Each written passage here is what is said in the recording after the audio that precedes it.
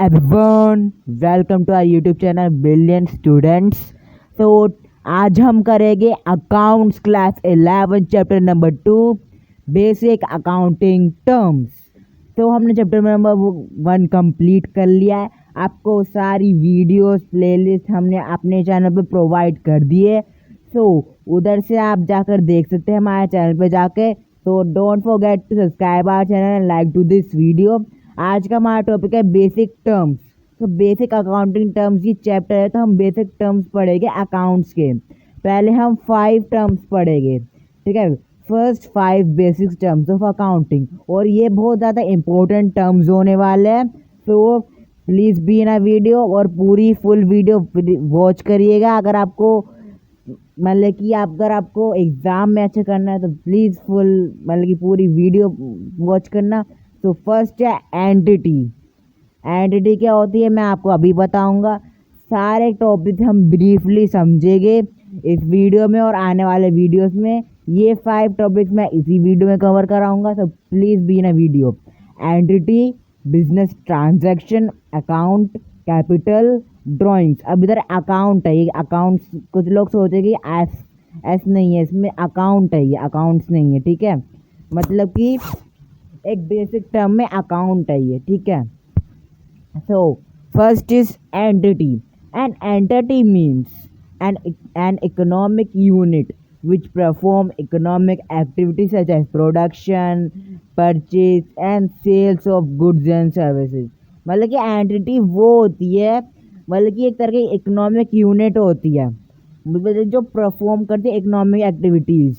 मतलब कि जो भी बिजनेस में प्रोडक्शन होता है, परचेज होता है, सेल्स होते हैं of goods and services for making profit and livelihood, वो होती है एंटिटी।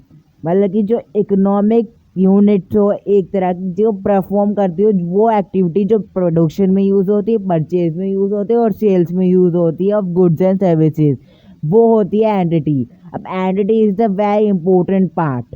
कैसे? अब फॉर एग्जाम्पल अगर प्रोडक्शन के लिए जो भी एक्टिविटी लगती है वो होगी नहीं तो प्रोडक्शन नहीं होगा, परचेज नहीं होगा, sales of goods and services नहीं होगी। तो entity is the most important term in accounting. तो ये अकाउंटिंग में भी जोड़ा जाता है एंटिटी। अभी आने वाली वीडियोस में आपको इसका यूज भी पता चल जाएगा। सो दिस इज एंटिटी। अब इसका सेकंड पॉइंट क्या है? A business entity means an enterprise established according to law to engage business activity।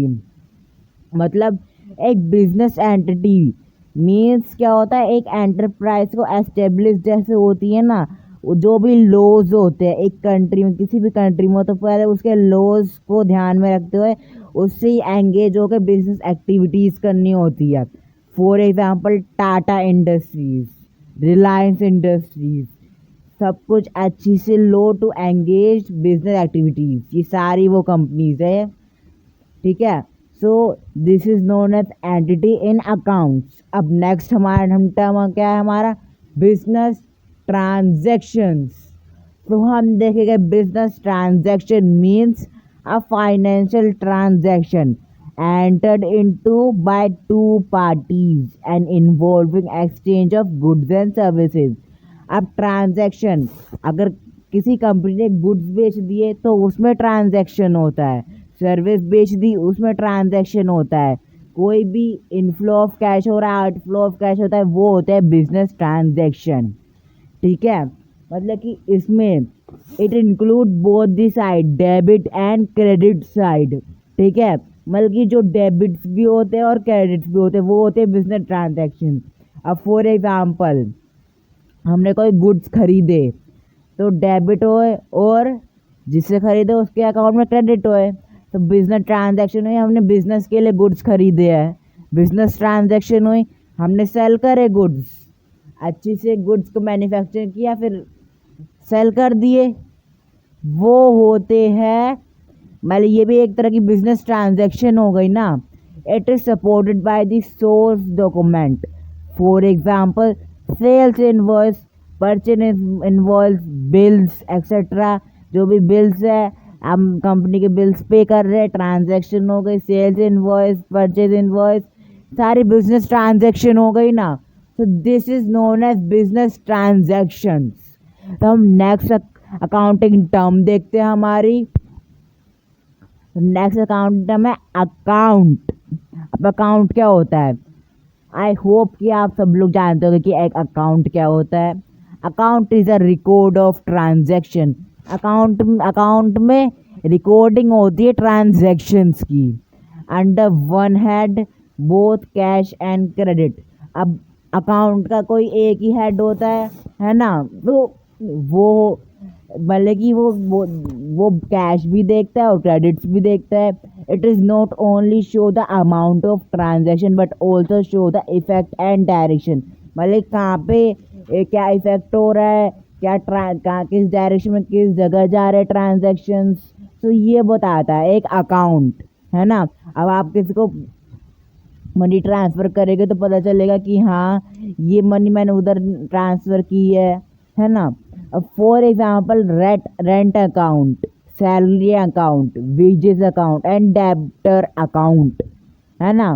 Rent account मतलब कि जैसे कि किसी को रेंट पे करना है तो उसका एक अकाउंट्स बना लिया। किसी मतलब कि एम्प्लॉयज़ को सैलरी देनी होती तो इस सारे बिजनेस में इन्वॉल्व होते हैं। वेजेस अकाउंट हो गया, डेब्टर अकाउंट हो गया। अब डेब्टर अकाउंट क्या होता है? इधर DEBTOR होना चाहिए, टी गलती से लग गया, I am sorry. So debtor account क्या होता है? डेब्टर अकाउंट मतलब डेब्टर वो होता है जो एक कंज्यूमर होता है जो गुड्स जो कि मतलब गुड्स जो कि प्रोडक्ट होते हैं वो क्रेडिट पे लेता है। मतलब कि क्रेडिट पे लेता है एक, मतलब कि क्रेडिट पे लेता है वो गुड्स। तो वो हो गए, वो हो जाते हैं डेब्टर। तो ये डेब्टर अकाउंट्स है ना, अकाउंट। तो ये है अकाउंट एक टर्म, जो एक टर्म अकाउंटिंग टर्म। सो हमारा नेक्स्ट टर्म है कैपिटल। अभी कैपिटल क्या होती है ना। Capital is the amount invested by the owner. अब आप कैपिटल वो समझ रहे होगे कि किसी स्टेट की कैपिटल, वो नहीं है ये कैपिटल। अकाउंट्स में कैपिटल का अलग मीनिंग है, पहले कॉमर्स में ही अलग मीनिंग है कैपिटल का। Capital is the amount invested by the owner. अब जो भी ओनर है, प्रोप्राइटर क्या होता है? प्रोप्राइटर भी ओनर ही होता है। मतलब कि उसकी दूसरी स्पेल मतलब कि दूसरी वो है मीनिंग, मतलब कि प्रोप्राइटर एक ओनर ही होता है, ठीक है। कैपिटल जो कि इन्वेस्ट, अब आपको पता ही होगा कि एक बिजनेस स्टार्ट करने में अमाउंट मतलब कोई भी मनी तो इन्वेस्ट करेगा, अमाउंट तो इन्वेस्ट करेगा। तो जो amount invested by the owner, मतलब कि ओनर ही इन्वेस्ट करेगा obviously, proprietor to start business. मतलब कि जो भी कैपिटल जो बिजनेस स्टार्ट करने में लगी है, जो भी अमाउंट लगा है उसे हम कैपिटल बोलते हैं। In case of companies contributor of capital are many and they are known as shareholders. अब ये शेयर होल्डर्स क्या होता है? अब फॉर एग्जांपल किसको बहुत बड़ी कंपनी करनी है शुरू, तो अकेले मिलके नहीं कर पाएगा। अगर बहुत सारे मेंबर्स उसमें कंट्रीब्यूट करते हैं जनरली, है ना, फॉर द कैपिटल। तो जितने वो कंट्रीब्यूट करते हैं, फॉर एग्जांपल एक बड़ी कंपनी उसे स्टार्ट करने में 1 लाख रुपीज़ लगे। चलो 1 लाख भी नहीं, अब मैं 10 लाख लेता हूँ, बड़ा अमाउंट। तो 10 लाख एक बड़ी कंपनी को स्टार्ट करने में लगे। तो फॉर एग्जांपल किसी ने 2 लाख लगाए तो वो 20% शेयर होल्डर हो गया, 20% ओनर हो गया। जो भी 20% प्रॉफिट होगा वो उसके पास जाएगा। किसी ने 5 लाख लगाया तो 50% वो होगा। बाकी के 30 लाख जो 30% मतलब कि बाकी के 3 लाख जो कि एक थर्ड पर्सन ने लगाए होंगे वो उसका होना होगा 30%, 50%, 20%। तो ये होगा शेयर होल्डर्स। और ये एग्जाम्पल था। शेयर होल्डर्स कितने भी हो सकते हैं, मैक्सिमम 50 होते हैं, 50 होते हैं मतलब बल्कि 50 होते हैं शेयर होल्डर्स जनरली। मैंने एक एग्जाम्पल से आपको बता दिया है। In a liability of the firm towards the proprietor और partner because of business entity, ठीक है। तो ये होती है कैपिटल। सो हम नेक्स्ट टर्म देखते हैं अकाउंटिंग का ड्राइंग्स। अभी ड्राइंग्स क्या होता है? ड्राइंग्स कोई ड्राइंग करने वाली ड्राइंग्स नहीं है ये। It is a amount withdrawal और goods taken by the proprietor और पार्टनर। मतलब ओनर भी बोल सकते हैं और पार्टनर और ओनर, ठीक है। For his personal use.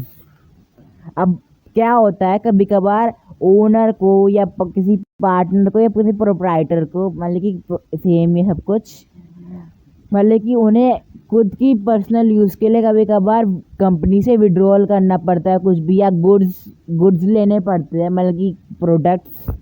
तो वो फॉर इन पर्सनल यूज़, मतलब कि किसी बिजनेस के लिए नहीं कर रहा, वो बिजनेस के लिए विड्रॉ नहीं कर रहा, पर्सनल यूज़ के लिए विड्रॉ कर रहा है, तो उसे हम ड्राइंग्स बोलेंगे, ठीक है। जो भी amount withdrawal by the owner, proprietor और partner for his personal use, खुद के यूज़ के लिए ले रहा है, कंपनी के यूज़ के लिए नहीं ले रहा, तो टेकन बाय द प्रोप्राइटर और partner are valued at their purchase cost. Purchase cost में वैल्यू करेंगे ड्राइंग रिड्यूस द कैपिटल। अब जितनी मैंने कैपिटल लगाई, अब मैंने आपको एग्जांपल बताया था, किसी ने 50 लाख 5 लाख इन्वेस्ट किया, किसी ने 2 लाख इन्वेस्ट किया, किसी ने 3 लाख इन्वेस्ट किया। तो फॉर एग्जांपल 5 लाख वाले ने 1 लाख विड्रॉ कर लिया, तो वो 40% का मालिक होगा, मतलब कि 40% उसने जो कैपिटल थी वो रिड्यूस कर दी, ठीक है। तो वो 4 लाख, मतलब कि 1 लाख उसने वापस ले लिया, आगे के 4 लाख बच गए। तो this is known as drawings, ठीक है। सो हमने सारे के सारे 5 मेन इम्पोर्टेंट बेसिक टर्म्स कर लिए। अगली वीडियो में हम और टर्म्स आएंगे। जनरली इसमें बहुत सारे टर्म्स होते हैं, हम 1 या 2 वीडियो में से कंप्लीट कर देंगे। तो आज का टॉपिक हमारा यहीं पे ख़त्म होता है। Please subscribe to our channel, like to this video. Thank you for watching our video and YouTube channel. Thank you.